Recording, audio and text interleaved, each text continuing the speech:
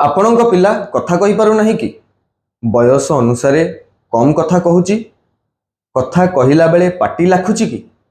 ଡାକିଲେ ଶୁଣୁନାହିଁ ଅଥବା ଚଳଚଞ୍ଚଳ ରହୁଛି କି?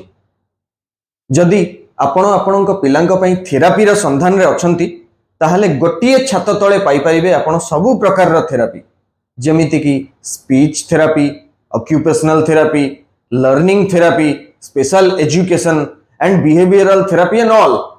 କାହିଁକି ନା ଥେରାପି ମାନେ ହିଁ ଇଗ୍ନାଇଟ୍। ଆସନ୍ତୁ ଶୁଣିବା ଆମ ପ୍ୟାରେଣ୍ଟସ୍ ମାନଙ୍କ ରିଭ୍ୟू।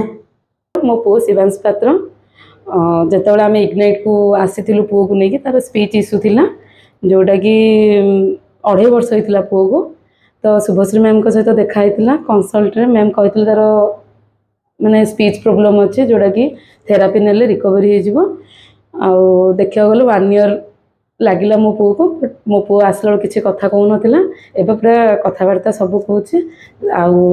मैम को शुभश्री मैम को नीलू मैम को सॉरी राजलक्ष्मी मैम को धन्यवाद जणेबी। मो पुओ आज पूरा पूरी भलसे कथबार्ता कर पारछि।